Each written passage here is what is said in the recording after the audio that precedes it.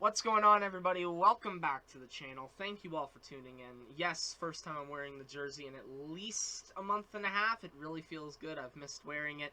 But that's besides the point. Boy, do we have news to talk about today, folks. There is a lot of news, a lot of things that have happened over the past week that I think all need to be discussed here because, let's face it, we're about to go into a hectic preseason followed by the regular season, which is just going to be insane, especially on this channel. Expect the content to up a little bit more normal than what it's been over the summer, believe it or not. But the point is this. We have a lot to talk about in this video, so I can't really go on with this intro anymore. We're going to be talking about 3 big events and all the little minor stories that have came out of them. We're going to be talking about the Oilers rookie camp. We're going to be talking about Ken Holland's press conference today, and we're also going to be discussing the training camp roster released by the Edmonton Oilers. Yeah, let's jump into it and start off by talking about the Edmonton Oilers 2021 rookie camp. Now, this rookie camp that they had took place last week, and the roster, nothing that crazy, you know? It's a rookie camp roster. What are you supposed to expect? It's their prospects that they were able to bring over from either Europe or Russia. I don't think they might have brought a couple guys over from Russia, but I'm not sure. And also guys that they have in North America in the prospect system. Along with that, they handed out some PTOs, just some offers to some young guys who could be interesting prospects to take a swing at. We can break some of those down here. I believe most of the people that were signed to PTOs, or at least a few of them, sorry is what I should say, I believe a few of them are actually going to be at, like, the actual camp, and I'm just going to confirm that right now, looking for a couple names here. I know at least one of them is, so take that for what you will. We have some camp invites that are going to be here. Let's talk about the rookie camp before we go any further, alright? So, what happened during this rookie camp? It was a week long. We got kind of news throughout the week. What are the big things to talk about? Well, in my opinion, the biggest 2 things that happened during the rookie camp were actual games. We played a 2-game set versus the Calgary Flames, and in the first game, we were down like 3-1 after the first period, came back, fought back, and ended up winning the game 4-3 against the Flames, and then in the second game, we lost to the Flames 4-1. I think we scored the opener, and then from there, we allowed 2 goals and then 2 empty netters. Yeah, and so we split that series with the Calgary Flames. Now, honestly, I did not watch those games. The Saturday game, I was busy having a campfire, one of the last ones we were going to be able to have that year. I watched the first few minutes of it and got a bad impression. I was like, I'm just going to pass. And then on the second game, it was election night, so I'm sorry. There's no way I'm giving up the glorious meme just generator known as elections around the world, okay? So I didn't watch either games. However, taking a look at some numbers here, I am fairly satisfied with how the Oilers played. You got Rodrigue and Knalov both getting full games, both of them having very solid performances in each of those 2 games. You also have to remember this is the first time any of them have played hockey in, at minimum, a few months. And if you were unlucky enough to be an OHL player, you might have not played for like a year and a half. Some guys were in a really tough situation. Also, like, AHLers could have been in a bad situation as well. The point is, considering the rust factor that could be involved, the fact that they were so successful in those games does make me happy. Unfortunately, we did get a couple injuries out of that camp. Dylan Holloway, they had to redo the surgery on his wrist. This is concerning to me because, you know, when you have an operation and you have to do it again after the first time, never the best sign, but I have full confidence he will recover. We'll see where he ends up fitting in. I don't know if he's NHL ready or not. A lot of people project him that if he was healthy, he would be within the top 9 for the Oilers. Wait and see is what I have to say to that. Also, Dimitri Simarukov also seems to have picked up a injury for 6 weeks. I believe it's a broken jaw, if I'm not mistaken. So he will not be present at the Oilers' actual training camp. However, Something notable, again, to come out of this prospect camp is the praise for Dimitri Simarukov is actually very large. And before I decided to make this video today, I wanted to make a video a couple days ago on it, but I kind of just got caught up and swept up and lost time. But I actually made a list of guys who I could feasibly see making the Oilers, or guys that at least had a chance at it at all positions. And I had Dimitri Simarukov as somebody who could make it as a defenseman on the Oilers. So we'll see if he gets a look down the line, but a lot of hype around him. Sucks to see that he's hurt. Best of wishes to both him and Dylan Holloway. That's all I want to say about the rookie camp. A good experience. Also, shout out to Xavier Bourgault. I know he played pretty well. Obviously, big news because we picked him with the first-round pick that we got for trading away the first-round pick that turned into Jesper Wallstedt. So, no pressure on you, buddy. Anyways, let's get into the press conference that took place today. Was that a seamless transition, everyone? I know you could not tell that I had cut that clip at that moment because I messed up cutting but didn't realize until after, so I had to record at that exact moment. I know you didn't recognize that. Yeah, because I'm not good at editing. Anyways, let's get into this press conference topic, and I know that I'm acting kind of jokey, but unfortunately, we have to get serious here for a moment because we have learned some unfortunate news today from Ken Holland regarding Alex Staylock. Alex Staylock, goaltender for the Edmonton Oilers, he was claimed on waivers back in January or February, I want to say, back in the 2021 season. He was brought in, and if I'm not mistaken, at the time, it was believed that he was having heart complications due to COVID. Well, and please correct me if I am wrong on that. I am just remembering that via foggy memory, so that very well could be incorrect information. But we have learned today that Alex Staylock will not be playing this year, or it is least highly unlikely due to this heart condition that he's been diagnosed with. And I'm just reading the tweet here. All the stuff I'm reading off of about the press conference today is coming from the Oilers Rig Twitter account. Go and check them out if you haven't already. And it does mention him having COVID back early in last year and the complications from that. And so due to those complications, he will not be at training camp, and he will most likely not be playing this season. This is really upsetting to me. I was really optimistic that Staylock might be able to return. I was really hopeful he would be able to as well. You know, he is a decent goaltender, and I think that he would have had a really good opportunity with the Edmonton Oilers in net to be at the backup goalie for this team. And who knows, maybe he even plays well. Who knows where you go from there? But you know, at the end of the day, the main priority right now is making sure that he's healthy. I hope that he is getting better. I hope that he is okay. And honestly, you know, I really hope that he does recover. And, you know, and it's one of those situations where, like,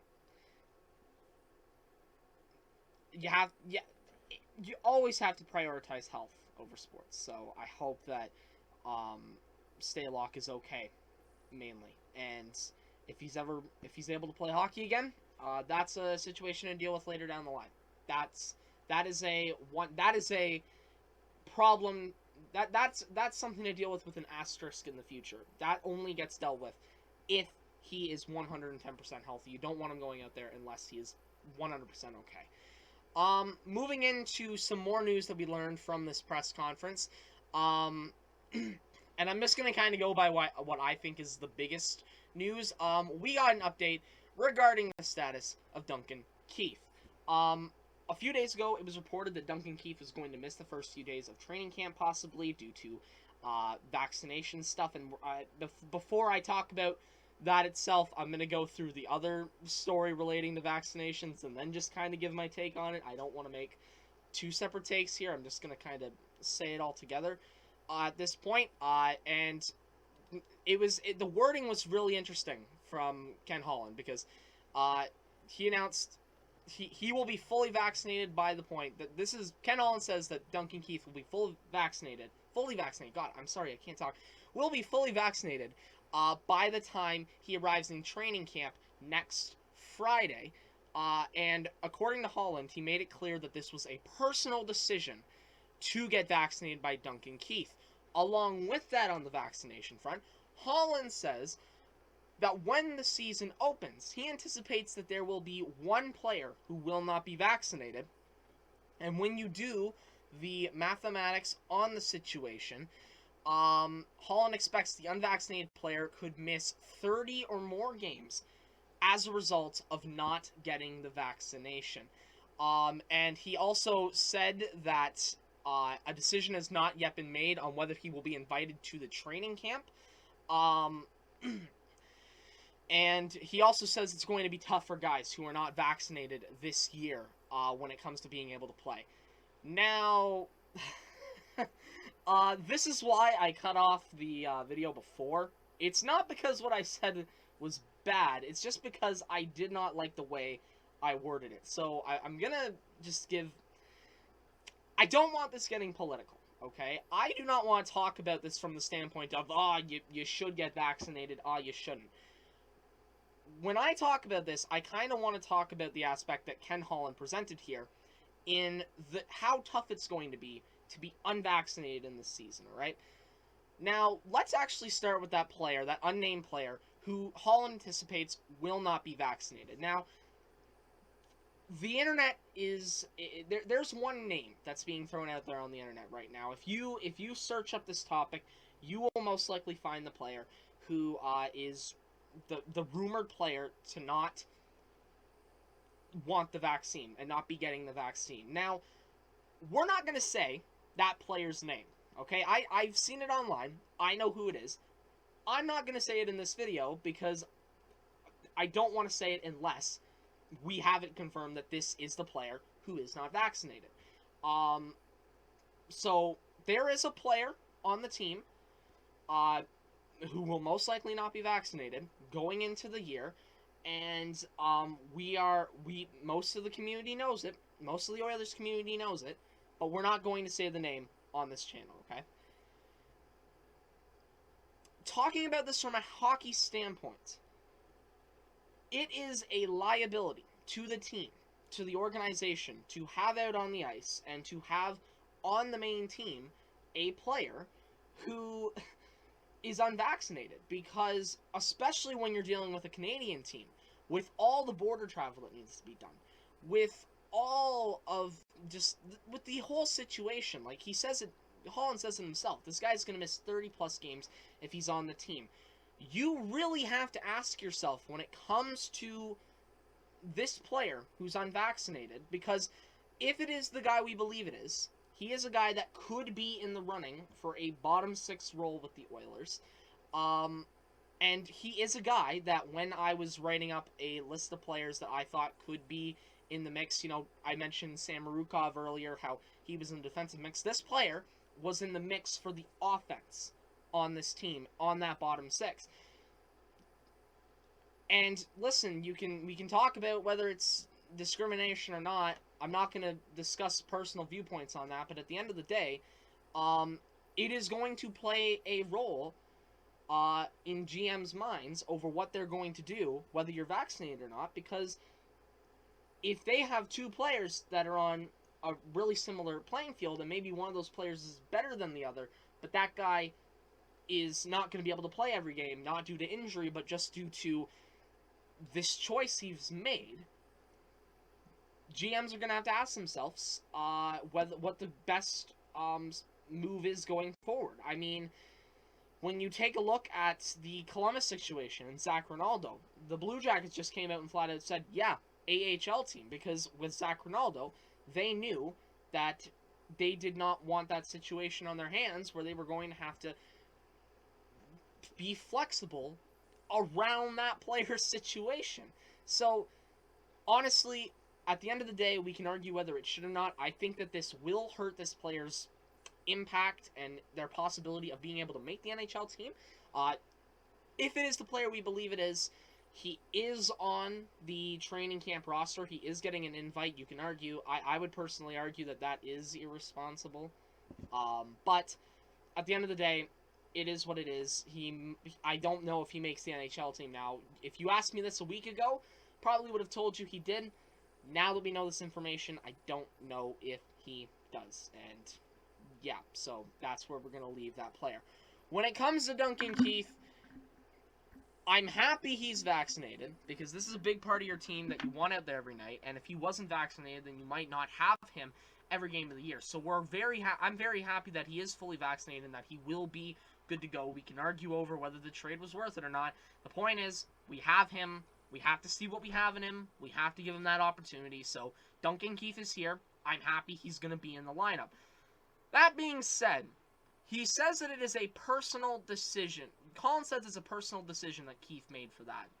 Meaning he's the one that chose that. And the only question I have with this is that we have known for months that you were going to need to be vaccinated, pretty much. We didn't know the full set of rules, but we had a really strong feeling. We knew what was coming. How come there are players who have waited till last minute? And again, listen, we're not going into that much. I'm trying to avoid going too far and only having to go as far as the hockey situation calls for. But I am interested to see that with the news breaking, with the rules being released, I want to say a month ago, it's taken until now for some players to make the final decision and say, yes, we're going this route. Now that we've gotten through this important to talk about but awkward section, I think this video is going to be a lot easier for me to finish out. So let's go into some of the actual hockey-related things here, like actual kind of cool to talk about, just things that are going to be interesting. Holland confirms that Stuart Skinner and Ilya Konalov will get action in the preseason for the Oilers. I'm very happy that this is happening. I think that both of these guys do have a shot. Honestly, here's the thing about the Oilers' goaltending. And actually, we'll talk about another quote Holland gave here when he talked about Mikko Koskinen and said that the workload was really heavy early on in the year, and he brings up how a couple years back he had a .917 save percentage, how he has the ability to steal games for the club, and Holland says Koskinen knows he has to be more consistent and expects everyone to be more ready to go for this year. That's the summary of the main quote. But in my opinion right now, Mikko Koskinen does not have a job secure. He doesn't. I'm really sorry. He does not. There is an opportunity there's an opportunity for a few different goalies. By the way, if you're wondering why I'm just looking off here, it's because the situation we were just talking about is trending on Twitter, so that's cool. But anyways, back to what I was I'm sorry I'm getting really sidetracked here. Back to what I was talking about, the goaltending. Stuart Skinner and Ilya Konalov, and I think there's another guy as well that I had in the organization. That wasn't Staylock, but I'm not sure. Okay, nope, sorry. It was just Skinner and Konalov. I think that there is a battle to be had here. If Mikko Koskinen does not play well in the preseason, and a guy like Ilya Konalov plays well in the preseason, I think you give Konalov a shot. Same situation for Stuart Skinner. So, at the end of the day, I personally am rooting for one of these two young goalies to make it. I think that I would rather give one of these young guys a shot than go back to Mikko Koskinen, who was not good at all last year. I think I would much rather give one of the young guys a shot if need be. Not even if need be. I just want to give one of the young guys a shot. And I think it's going to pay off a lot better. So, yeah, that's how I feel on the matter of the goaltending situation. I think there was one more or two more quotes. Holland talked about Philip Broberg and says if he can get on to the NHL team, cool. If not, American League he'll go. And that is, I think, the right philosophy to have when it comes to Philip Broberg. Philip Broberg is a really good-looking prospect. We'll see if he can make it this year. Do not be surprised, however, if you hear and find out that Philip Broberg's heading down to the AHL for the first year in North America. That is all for the press conference that happened, and now we can kind of just go in to the training camp roster. The Oilers training camp starts today, if I'm not mistaken, and their preseason starts in a few days' time. By the way, no, I'm not doing formal videos for the preseason. I may have said that a while back. That is not the plan now. I think what we're going to do instead is I might do, after maybe every, like, 2, maybe in one scenario 3 preseason games, maybe we'll just take what happened, throw it into, like, a little video and just kind of talk about who we think is good and not. But let's talk about the training camp roster itself. There are a lot of people on this thing. There are 61 players, 7 goalies, 18 defensemen, and 36 forwards that have been invited to training camp.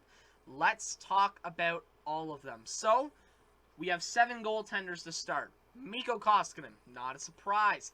Alex Staylock, unfortunately not there. Ilya Konolov, one of those prospects I was talking about. I would love to see him get the opportunity. Oliver Rodrigue. This is another prospect goalie that we have in the system. Got him back in the 2018 NHL entry draft, the 62nd pick in it. By the way, Konolov was a 3rd-round pick in 2019, just to put it on the record. But Rodrigue's another guy that looks good as a prospect. However, I would not put him in the same boat as Konolov and Skinner. He is definitely more of a prospect that's going to need at least 1 more year in the AHL. But yeah, Rodrigue's also going to be there. That's going to be good for him getting some big club experience, even if it is training camp. Mike Smith, no surprise that he's going to be in there in the regular season. Stuart Skinner as well is also listed. And the one that does stick out to me, a camp invite from Sherwood Park, Alberta, who played for the Brandon Wheat Kings last year, if I'm not mistaken their name is. Goaltender Ethan Krueger. Now, this guy was invited to the Oilers prospect camp, and honestly, I am somewhat surprised to see that he still remains here.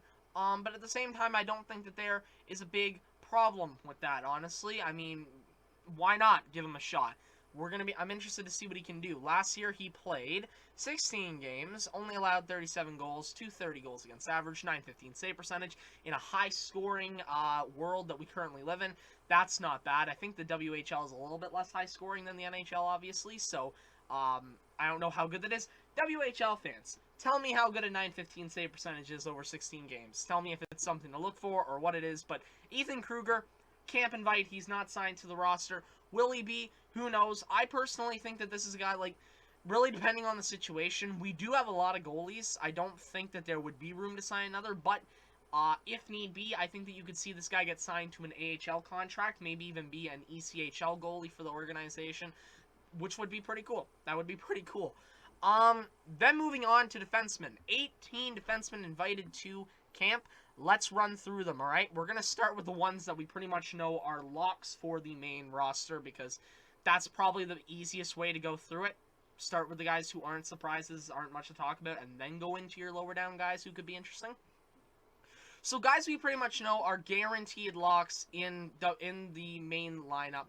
Duncan Keith, Cody Ceci, Tyson Barrie, Darnell Nurse, Evan Bouchard. Those are your 5 locks, in my opinion. These guys are not going to be fighting for anything here. They're just here to get ready to get started.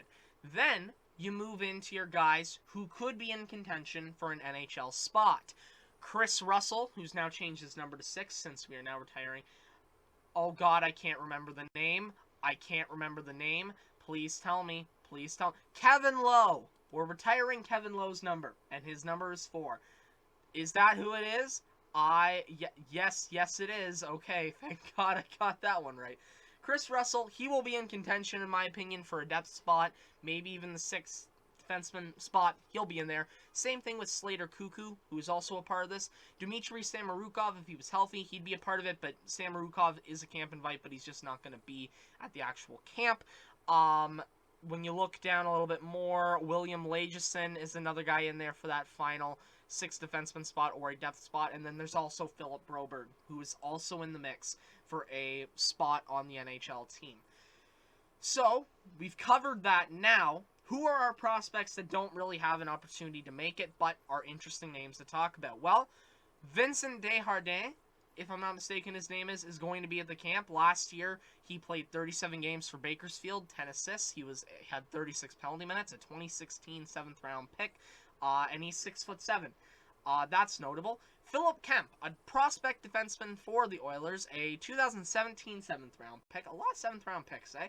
10 points in 32 games last year with Vasby and Allsvenskan.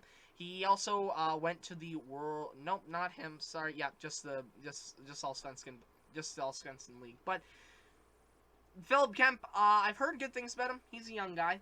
He has the potential to do something, but I do not think he's going to make the NHL roster this year. Simon Kubiak. I always get confused by his name.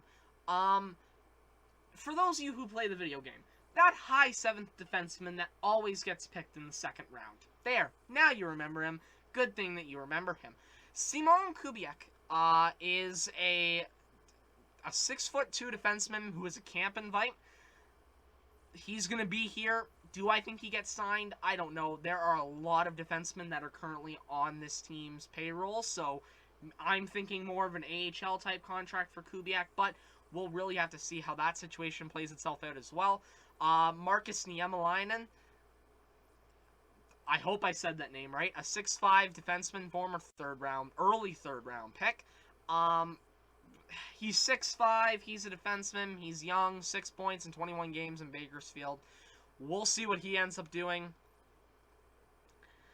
He's not going to make the team, but who knows, maybe he gets himself a little bit more minutes down in the AHL. Same goes for Philip Berglund, a former third-round pick in 2016, who played in Linköping, put up 8 points in 32 games, so that's a guy to look out for as a younger defenseman in the organization.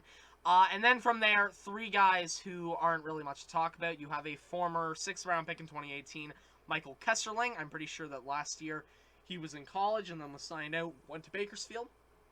You have Max Wanner, who last year played for Moose Jaw, 7th-round pick in the 2021 draft. Very hard to find information on him. That's the thing I know about him. And Yanni Kaldis. He played in the ICEHL last year, then came over, played Bakersfield for 28 games as well. He is a camp invite. I don't have high hopes for him, but we'll really see what ends up happening there. And then forwards. We're not even going to separate them. We're just going to go. We're going to hit the button. We're going to slam our feet onto the pedal and go. This is going to be a 30-plus minute video. All right? Here we go. Kyle Turris obviously signed in free agency last year, 5 points in 27 games. I don't know if he makes the NHL roster, but he's here and he's going to be vying for a spot in the NHL. Derrick Ryan, he was brought in to $1.25 million for 2 years by the Oilers. He's probably going to be fourth-line center, but he is going to be vying for a bottom 6 role, seeing if he can up his stock at all in the organization. Jesse Puljujärvi, I love Jesse Puljujärvi. Please never do anything bad to Jesse Puljujärvi. Obviously, we know what he brings to the table. I think he's going to take another step up this year. He's going to be fighting to keep his spot on the top line because even though it kills me to say this, for some reason, and I don't know why, there's actual consideration that Jesse Puljujärvi might be moved down the lineup for Zach Kassian. Devin Shore, brought in last year in PTO actually, in the last season, brought in. He played 38 games. He was okay. Not someone you want in a high-up role. He's a bit of a grittier guy. Bottom 6 roles, what he's going to be vying for. You're going to hear that term a lot. Josh Archibald, a 5'10 forward. He's been with the team since 2019. We're going to see what ends up happening with him.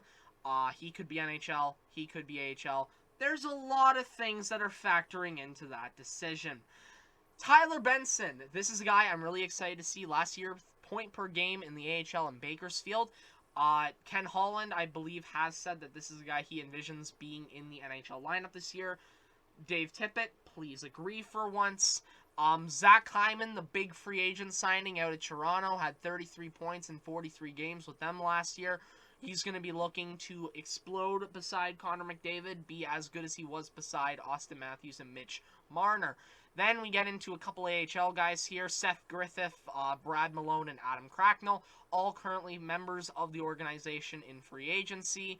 I honestly forgot that Brad Malone was actually signed to an NHL deal. I thought it was just an NHL contract, but nope, he's signed to an NHL deal.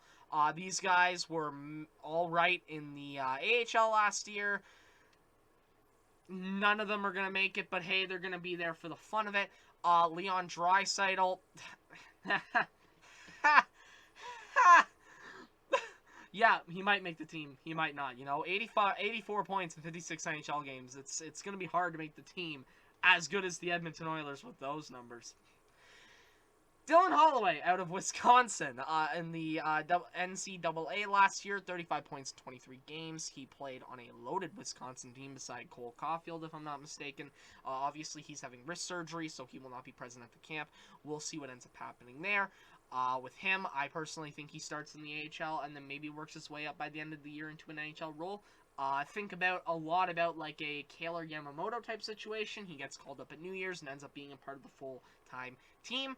Warren Foegele, traded from Carolina. We obviously sent Ethan Barrow to the Hurricanes, and we ended up getting Warren Foegele in return. Looks like a decent bottom six forward, 20 points, 53 games. Excited to see what he can do. He's fighting he honestly, I don't really think he's fighting that much. He is going to be this team's third line left winger unless Dave Tippett decides to give me an aneurysm.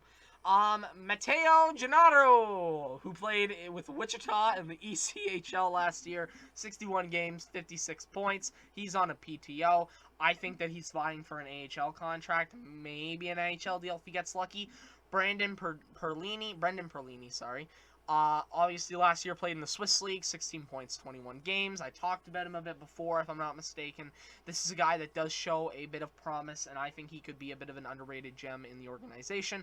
Mafee Petrov, the 6th round pick of the Oilers in this past draft, 42 points in 58 games in the MHL. Mattei Petrov's pretty good. He probably should not have been a 6th round pick. He probably should have been more like a 3rd round pick.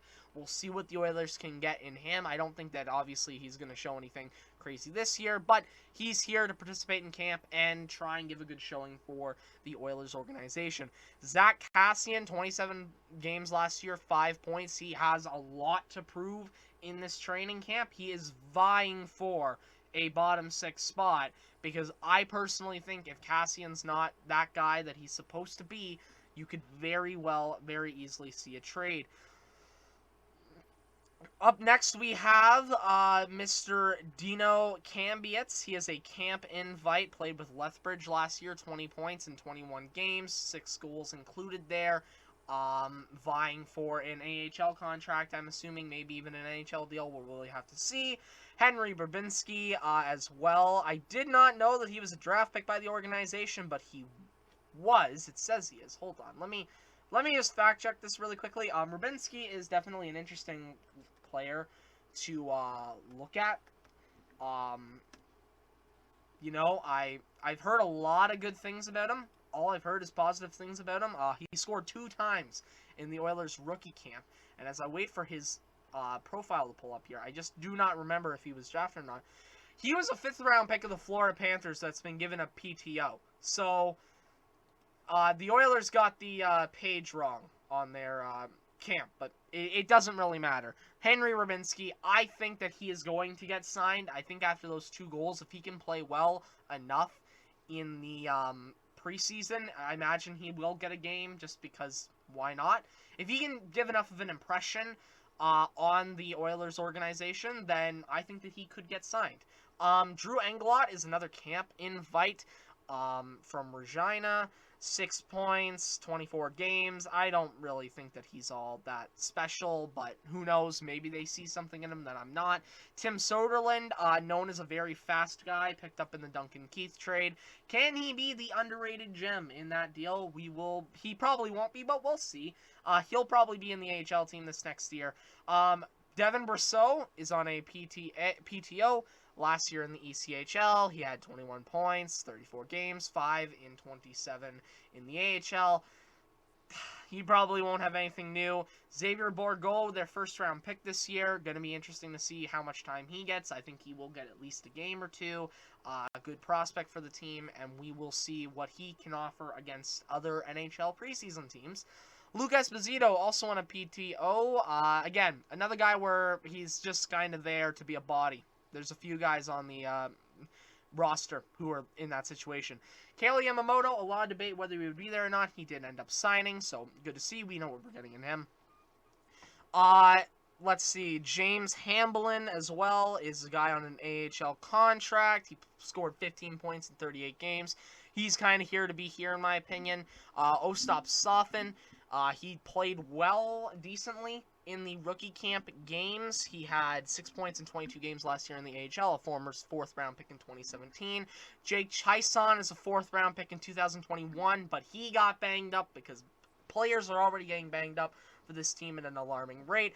Rafael Lavoie is a 6'5" man who scored 45 points in 51 games last year over in Sweden in the Allsvenskan League.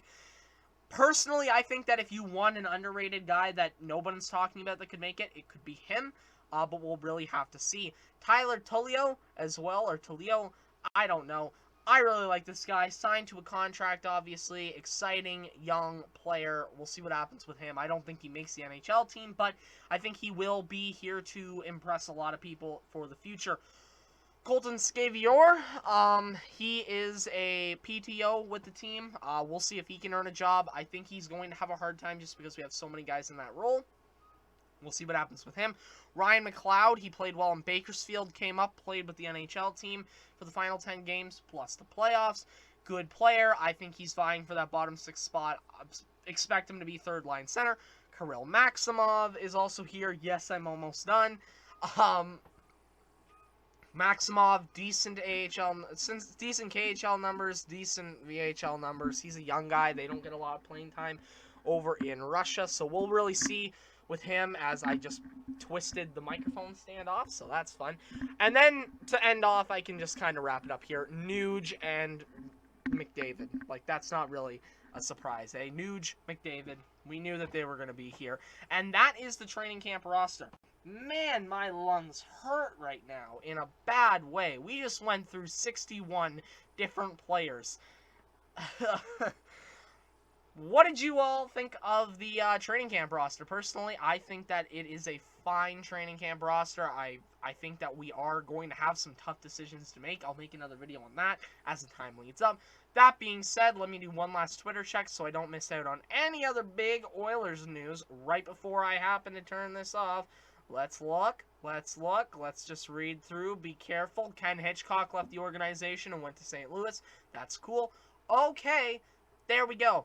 That's all, folks. So, what did you think of all the news that we just found out today? This has been insane. Like I said, my lungs are in a lot of pain. Thank you all for watching this video. I will see you all next time. Goodbye for now.